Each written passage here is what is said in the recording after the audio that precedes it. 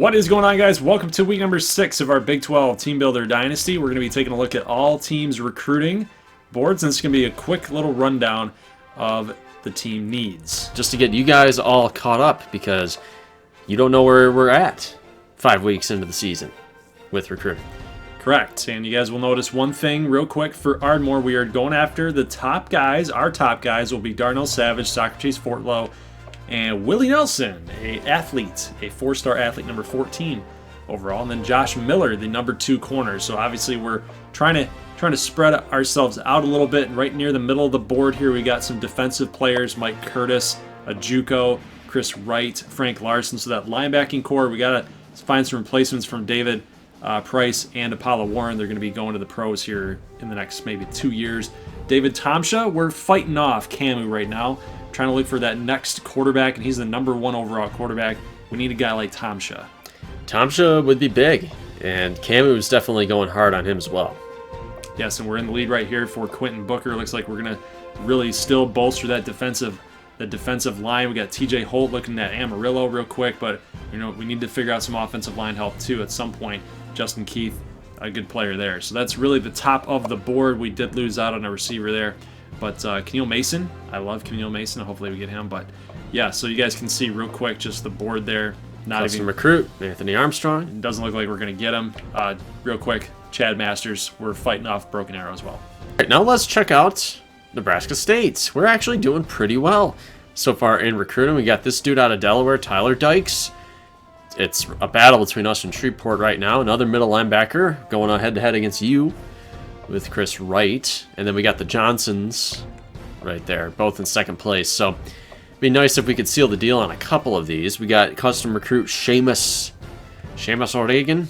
Seems like a perfect Nebraska State fit. Yeah, he would be good. He's a tank at 5'9", but he's over 200 pounds.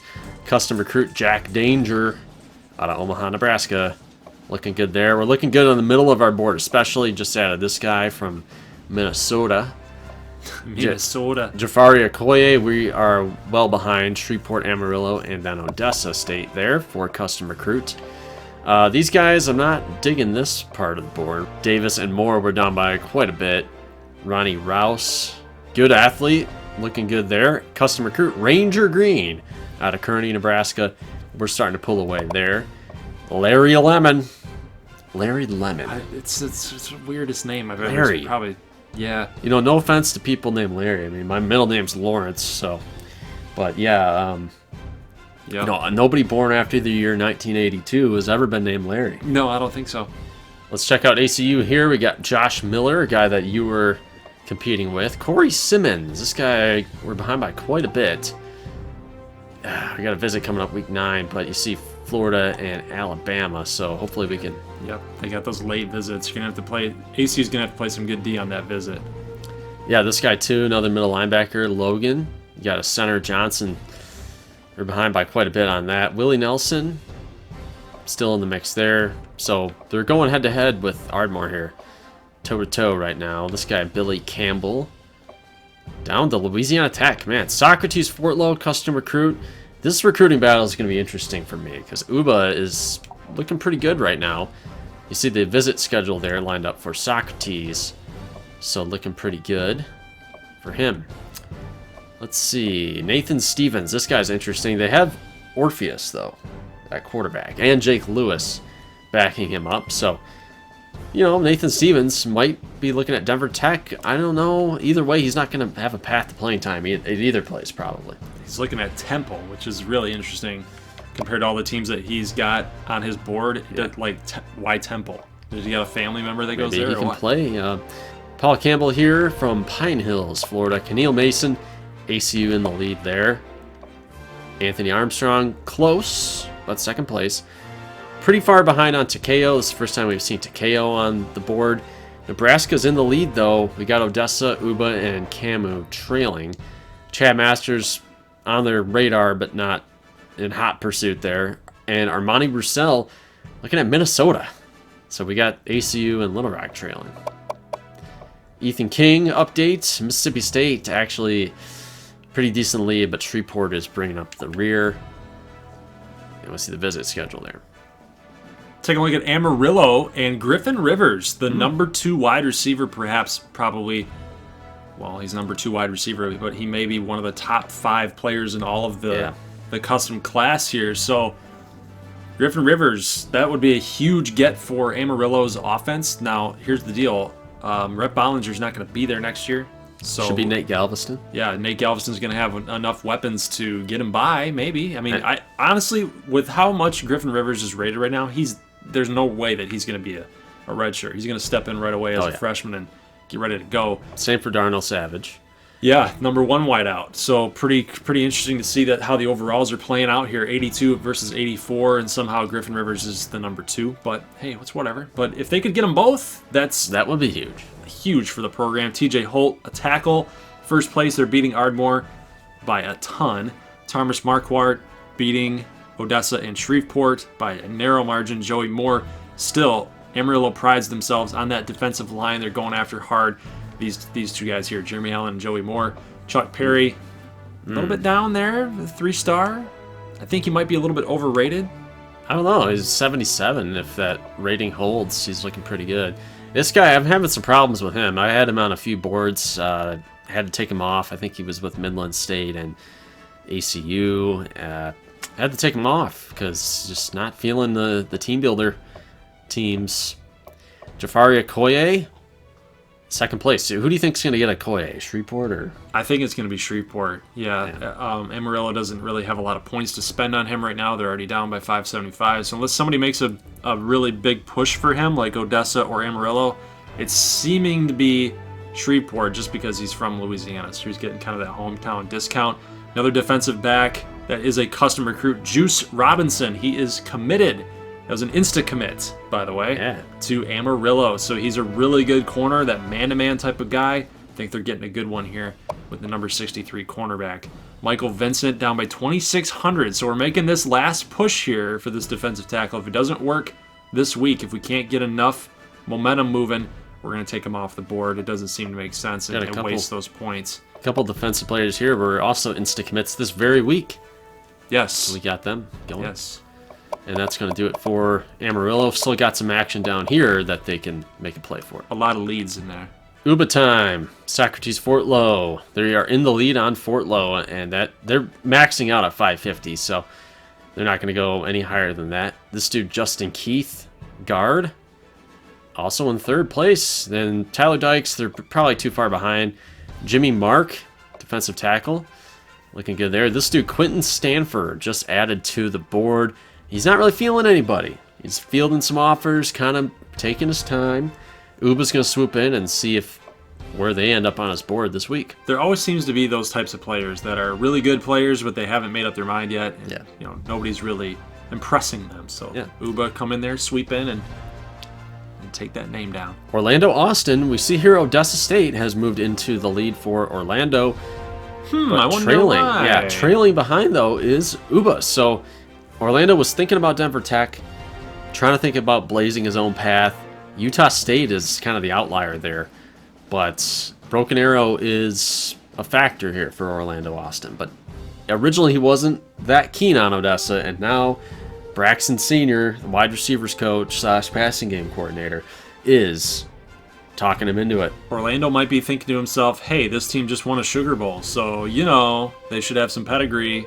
Maybe I can help Todd Orlando. He's being sold on that grit and grind out the clock type of mentality, that defense first. Could be. He sees some tackles there. Linebacker, custom recruit Wallace Daniel, Camu in the lead. Uba pretty far behind there. Paul Campbell, they're making a push for. These guys they just added onto the board. Maybe make a play on them. Jack Mitchell. And that'd be a decent player if they couldn't get Orlando Austin. These are looking pretty good down here. Got some leads on there. Takeo pretty far back. This dude, I like this guy's name. I want to get him in the program. Raul Braga. This one hurts because Mizzou, man, they have a visit number 4 in week 13, and they're going to get about 400 extra points. So Uba, it's a big one. They're going to have to get a lot of lead here early. Yeah, they're going to have to keep making a push there. Chad Masters out of Broken Arrow. Got to get him. Armani Roussel, I think Uba's scouting selling him short just a little bit. at 69, but a little far off the board there. Let's talk about Denver Tech. Griffin Rivers is not interested. Look at this. He's not 680 points right now, plus the 300, and it's still not enough for him to be convinced. And Denver Tech does not have a visit scheduled, so what do you think? Do you think it's over? I think they're out, man. I mean, they're not a part of the visits. Yeah. I think they're out for Griffin Rivers, and you know, they did what they tried to do. They tried to do it. They tried to convince him to come over. They had to max points on him, and yeah, we did our best. it wasn't going. So, but good on Griffin Rivers. Good on Griffin Rivers to know what's good for him. Yeah. No Denver Tech offense. He's not going to be utilized enough. LaKinton Evans, though, is a pocket passer. Yes. So they might look more like the Makovich style Yep. of Denver Tech. If he decides to go there, he's looking at Little Rock. And Little Rock and Denver Tech are pulling way ahead of the pack. So that's good to see for the Big 12.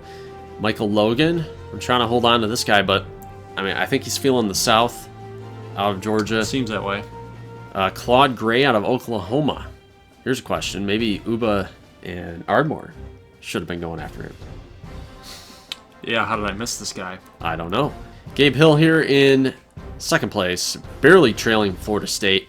That would be a big find there. Butler, I think we're too far out. Same with Joseph. Dodds, I don't know. For that scholarship, man. Yeah. These guys are done. Yeah. 2,600. Bail. Bail, baby. Bail. Don't bail on that guy, though. No, Fuqua. Bail. It hurts. But yeah, maybe we should get on these Scallies here. Socrates, not really going too hard on Socrates, but Guy Edwards might be a guy they can go after. Darnell Savage, There's too many green bars on that list right there. Yeah. Miller. Yep. Joe Gould, this guy might be a good one. So is Nathan Stevens, but the problem is, are they going to have quarterback overload if they get Evans? That's the question.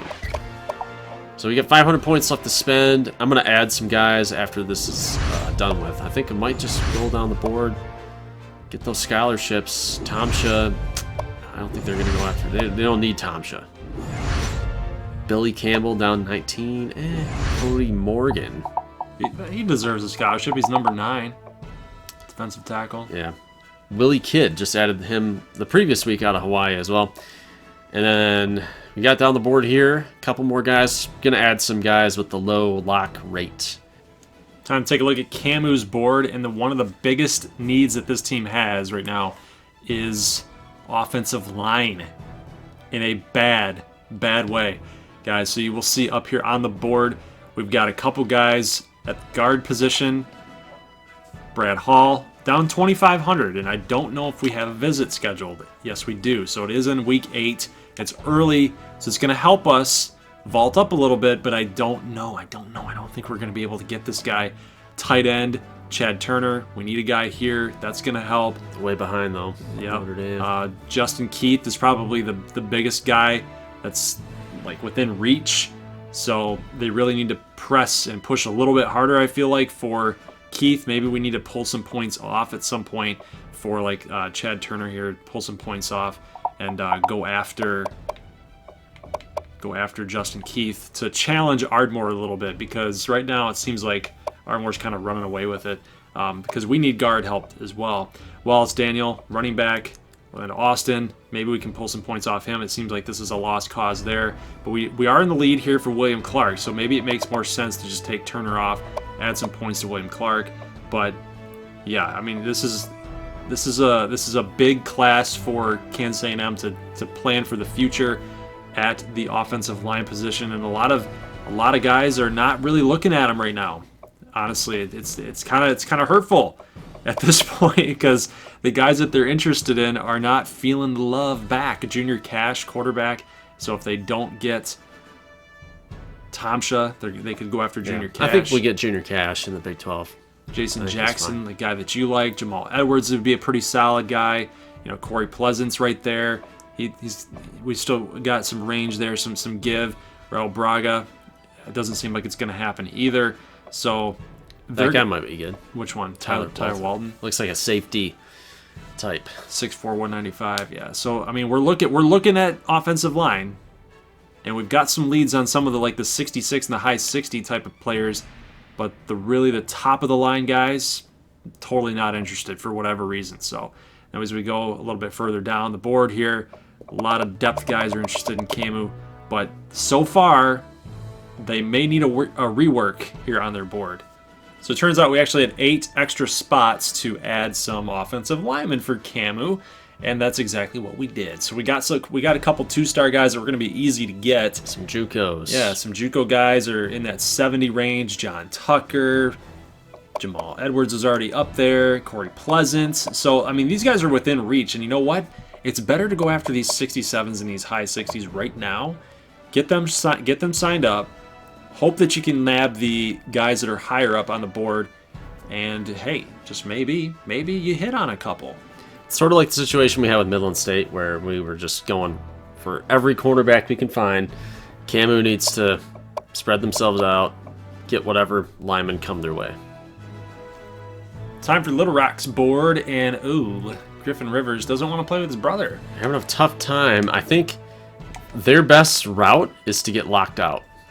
And then maybe they can do the vault. Yep. And then keep going. Here's the problem, though. He's 90%. He's 90% almost committed, and Little Rock doesn't have a visit. So it seems to me that being down by about $1,000? Yeah. 12 grand. They don't have a visit. It's better just to cut bait. The dream is over. The dream is over. The Griffin Rivers to Gunner Rivers is not going to happen because it can't happen. It's a waste of points. They need to be going after a guy like Darnell Savage.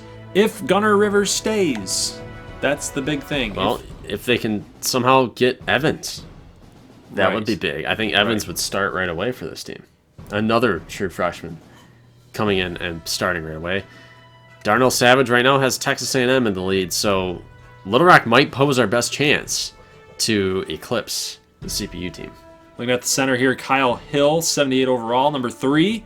He's got a pretty good lead on the rest of the competition, so it seems like Little Rock's got a fast track to get him. Thomas Marquardt, I don't know, 720. It's within reach. Maybe put a couple more points on him. Maybe they need to address that a little bit. Yeah. Kevin Adams seems like that's kind of a lost cause, in my opinion. Do they have a visit with this player?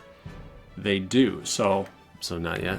Not yet. Not yet. They need to go full bore after him, and maybe just maybe they. We got some points to spend. Right. So you might as well. Marquardt. Yep. Might as well go after that. Hayden Reed seems like he's going to be a Little Rock commit. Keneal Mason down 875. That's still within reach as well. Running back Jack Mitchell, that might be an option. They might need to start considering running back as well, because Mike Monet and Isaiah Green. They're going to have 1 year left, correct? Yes. Should have 1 year remaining. So that might be a good area to hit. And we go down the board here a little ways. You see Armani Roussel down 840 to Minnesota. Got to come back and compete for that. Ranger Green, second place right now. Ethan King way behind there. Can't get him. It's going to be up to Shreveport, I think, to nab custom recruit Ethan King. And we got a few more points left to go. Where do you want to go? I think that you need to go after, let's see, maybe some defensive help. It doesn't seem like there's a lot of defensive guys here on Little Rock's board. And we need to put more points on Marquardt. Yeah. Yep. Try to at least challenge Odessa, Amarillo, and Shreve. McAllen is in a decent spot right now. They are currently 4th in the Griffin River sweepstakes, 2nd in the Gabe Hill sweepstakes, which would be big. Like, to get a guy like Gabe Hill in this offense is something that they really want to do. Got to beat out Florida State for that. Claude Gray just trailing Denver Tech, but they got to catch USC first. Ed Small is a guy that I want to get because I don't like seeing these talented players go outside of the Big 12. You know, I want to keep the Big 12, like, amazing. Well, especially when the guy's from Florida and he's going to Duke or UMass. Yeah, like, come on, McAllen, you can't lose out to UMass. Ed Small likes the small schools. I guess he does. down the ways here. Still, I mean, we're trailing there, but we got this guy here, Blake Moody. You got Nick Durbin on the radar. Jeremy Allen. I'm going to go a little bit off. Maybe put some on Moody. Not sure, though. Quentin Stanford. This guy, again, you got Midland in second, but I feel like he's ripe for the picking if we can get some guys on board. Go down a little ways here. So this is looking pretty good. Right about here is what I'm liking to see. Junior Cash started really high on McAllen, and he's kind of soured on them a little bit, so we're trying to get back in the mix. Need somebody to challenge UL Monroe there. Jack Danger. It's between, looks like it's going to be between Nebraska State and McAllen. Then the rest of these guys, McAllen junkies. I like that. Okay. Midland State needs some help. You see their offensive needs here. They need a wide receiver, a tight end, a couple guards, and a quarterback for the future. Defense looks fine, especially the secondary should be fine. So let's check these guys out. Griffin Rivers, again. Gabe Hill, again. Darnell Savage, again. Claude Gray, a little too far behind. Just a touch. If he's got a visit, then I guess just keep him up there, but he does. He does. It's at USC, man. USC's going to kill us. It's going to hurt. Cedric Taylor Fuqua, again. He probably got USC late. I don't know right now. Jamal Mays. That seems like a lost cause. Down 2,200, the number 2. Yeah. It seems like a lost cause. Well, I'll wait and see if we get locked out. Maybe the same with Dowdell.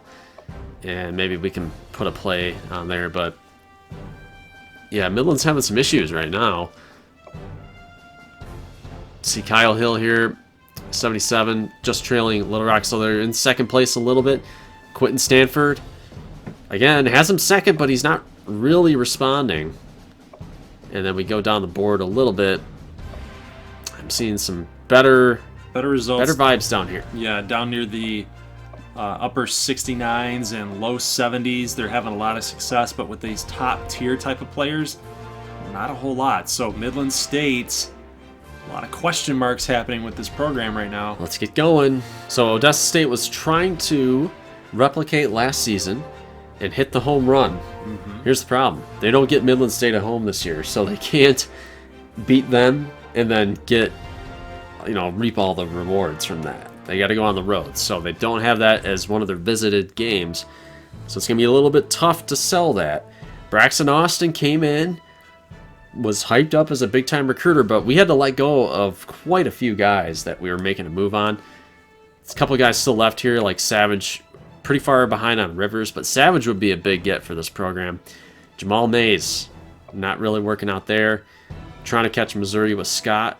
Marquardt in the mix. Fortlow a little bit behind. Guy Edwards, though. No, it's Guy.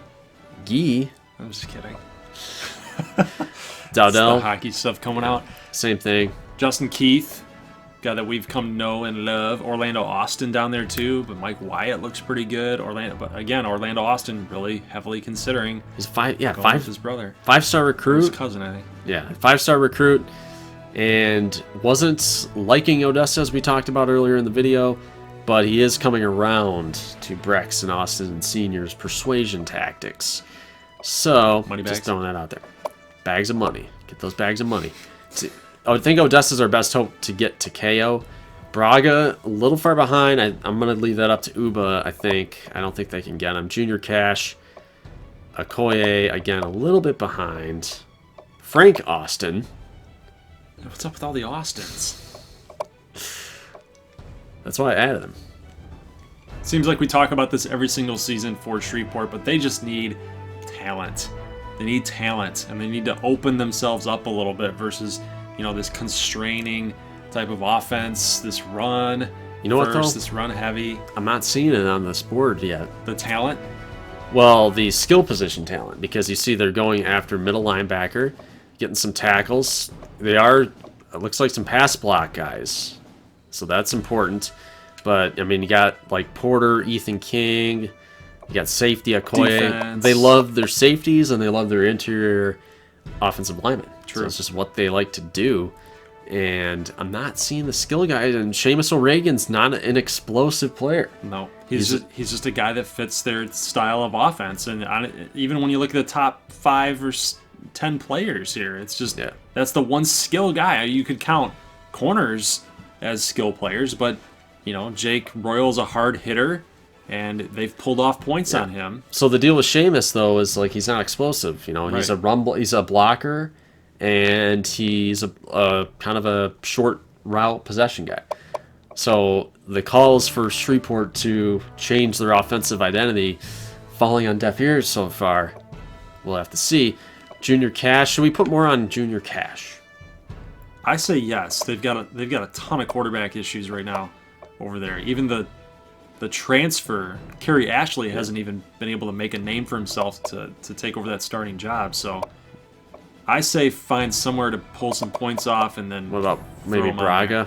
I think they got to give up on Braga. Yeah. He's just a 3-star. He's a blocking guy. Yeah, he'd be good to get for that team, but it's not going to happen. It doesn't look like. So Junior Cash got 585 now. So hopefully that's what's going to push him to make a decision that's not UL Monroe. Yeah, come on. And they got that Ramsey's Ramen dude or whatever it is. Ramen Ramsey's? Yeah. I can't remember what his name is.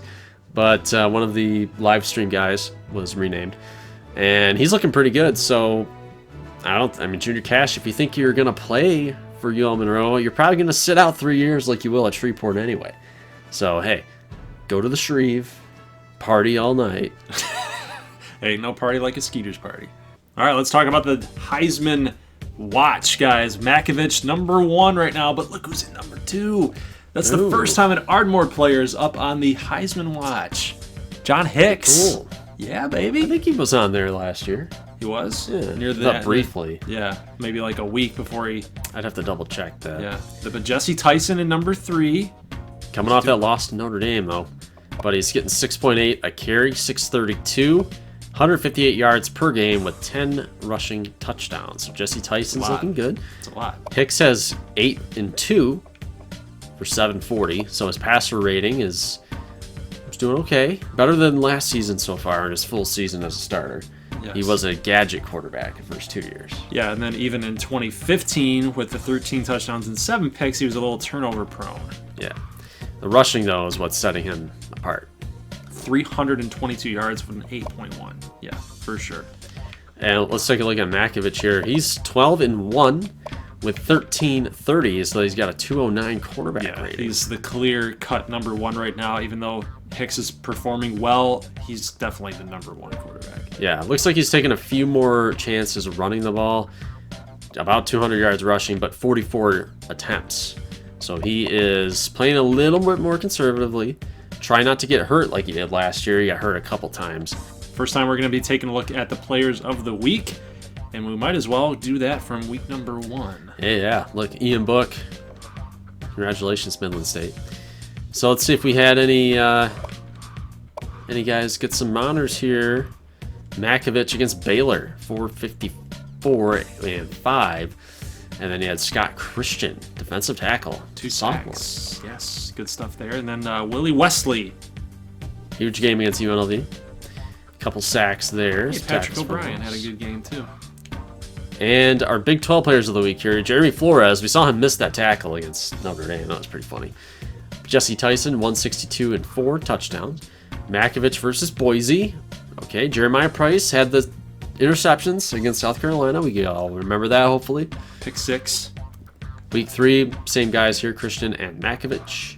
Week 4 was Cameron Willis taking the honors. 5 touchdowns, man. You got to give it to him. With Willie Wesley. And then Willis again against UTEP. Stuff you got to do against them. Ooh, look at this game for Luke O'Reilly. 2 tackles for loss, got a sack and a forced fumble, and fumble recovery. He might have saved him the game. Top 25 poll time here. Ohio State hanging on to #1, but we see we got a big run here of Big 12 teams. ACU coming in at 2, Ardmore in at 3, so you got some high expectations to live up to. Camu 4, DIT at 5, and McAllen 7th. What do you think about that? I obviously think that with John Hicks as #2 in the Heisman race, he's going to be our horse. He's going to be the guy that we're going to lean on. And, beating Central Florida last week has got us pumped up. It's a good football team, good football program. Hopefully, though, Ohio State loses to somebody. That way ACU and Ardmore can kind of duke it out and figure out who's going to win that Big 12 East. Yeah, I mean, these teams are all going to knock each other off, but at some point. Yeah, I think McAllen looks impressive, so it's good to see them ranked 7th. I think they deserve that. Alabama is finally back. After a while. I mean, they've been not visible in our Dynasty, so good to see them. Well, it's not good to see them, but, I mean, it's at least fun to have a villain. Maybe they're going to put it together and play them in the national title game, something like that. Everybody hates Bama. True. So you got a lot of these teams with one loss back here. That's why we are reaping the benefits there. Little Rock sitting here at 22. And then Amarillo, 25th. How about Nebraska State? Midland dropped to 26. Looks like Nebraska State is going to be in 28th place. So we're just on the fringe. Conference standings update for you guys just to take a visual look at it. McAllen 4-0, ACU 4-0, Ardmore 4-0, Little Rock 4-0, Shreve 3-1. Okay, that's not too bad for them. 86 points against. Who's got the best defense though? McAllen, 59. Looking at the points scored, they are number 2 in points scored behind ACU, who obviously has a juggernaut offense. So, yeah, in a juggernaut defense. Look at that. They're tied for 2nd in defense as well. I mean, this ACU team is going to be tough to beat, guys, in the East. Who do you like right now? I'm leaning towards Ardmore. Why? Actually? Because, I think you guys are going to beat up on each other a little bit, and it's probably going to have to come down to tiebreakers, and we'll see what McAllen and ACU are going to do, but I believe in Hicks. I believe in your running game. Yeah, I don't think you're going to go undefeated. No. I think you can go 6-2 and maybe... Well, our defense is the 2nd worst in this division, and that's the biggest thing that we're going to have to... Yeah, the running game's really helping that defense out right now. Their secondary's not very good. No, if we were throwing the ball over the field and we've got a lot of time left, a lot of mistakes to be made, yeah, this would probably be a totally different season if Stanfield was at the helm right now. Our defense is young. Hopefully when it gets older, it's going to get a little bit better. I believe in us. I do. But that belief only goes so far, especially when we compare ourselves to ACU, and McAllen always gives us a tough game. Yeah. So you think Uba can get to a bowl game? Heck no. Not gonna happen. Not after what I've seen. Well, they play you and they play me. They draw Denver from the West. Then you have to go at McAllen, at ACU. Nope. Draw Odessa State. They draw Odessa State, who's unranked right now. It's a travesty. And they're at Shreveport, so I would wager that they will not be favored for the rest of the season. No, they're going to be underdogs the rest of the year. Yeah, so for them to go 4-4 the rest of the way out, unless, as we talked about, they get the Little Rock treatment, go to a bowl game, 5-7 at large maybe. But let's look at the West here. We got Camu, Nebraska State, Amarillo, Denver Tech undefeated. This has been a total shift. Remember the first 2 seasons, it was the Eastern Division was the toughest. You might be able to argue that the West is the toughest now. It's hard because the 3 teams in the East are really good. I think you have. I think that division has 3 of the 4 best teams in the conference. I think it's fair to say.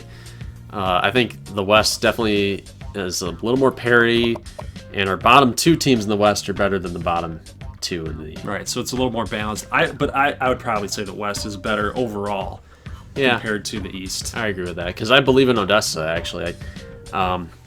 I mean, they beat some scrubs here, but that TCU game was a little more competitive, but their offense is just firing. Man, I think that's going to serve them well. And then you look at Amarillo, just on fire, man. Beating Stanford. How many points? How many points have they given up on the season total? 57. Is that the best in the Big 12, if I recall correctly? Go to the East. Yeah, that's the best in the Big 12. Their defense. Remember last season with Joe Barry, they had one of the worst defenses in the NCAA. Yeah, it wasn't very good. And now it's under Musselman. It's totally taken a new identity. And now they're scoring a ton of points to boot. So yeah, Amarillo's good this year. They're going to put up a fight here in the West. Yeah, and what do you think about Nebraska State? Do you think we can get out of here this year and finally get that division title that we've been building towards. Your quarterback situation right now is, I don't know how you guys are 4-0 with all the drama that comes out of Nebraska State with quarterbacks. Two close games, 3 close games, excuse me. That Toledo game was your only blowout. Yeah, you guys are just skating by here with the quarterback situation. I feel like if you had that on lockdown, yeah, you'd be having more games like that Toledo game, 34-16. Yeah, it'll be tough. Denver Tech looks really good right now. They definitely have to be the favorites. All right, time for our week number 6 preview, guys. It's going to be short and sweet. We've only got 3 games here. We're obviously going to have all 3 games being shown on this Saturday. Ardmore at Amarillo, Broken Arrow at Nebraska State, Little Rock at Camus. So let's get right into it. All right, this should be a fun one. Yeah, I think the offenses are going to be firing on all cylinders here. Now, the key question for us is how we're going to attack that Amarillo defense. They're number 9 against the run, number 57 against the pass, so they're formidable against the pass. Number 11 total. Causing turnovers, too. 5 turnovers. Bollinger has not been amazing, but he's been very efficient in what he's been tasked to do, and it's a definite upgrade over D.D. Dukes. Yeah, so as decent as D.D. Dukes was, I think Bollinger's a little bit better top to bottom overall. So right, this will be a good challenge, and it's on the road for you. Yep. So we're going into a hostile environment. Amarillo's ranked for the first time in a while. It's going to be tough in that sea of light powder blue. Look at that pass defense, though. 123rd for us. So if Bollinger just gets that senior experience moment, we could lose this game. Who are you picking? I'm going to take Ardmore. I'm going to take Ardmore as well. It's a safe pick, but if you're feeling frisky, you're feeling risky, you might want to consider Amarillo.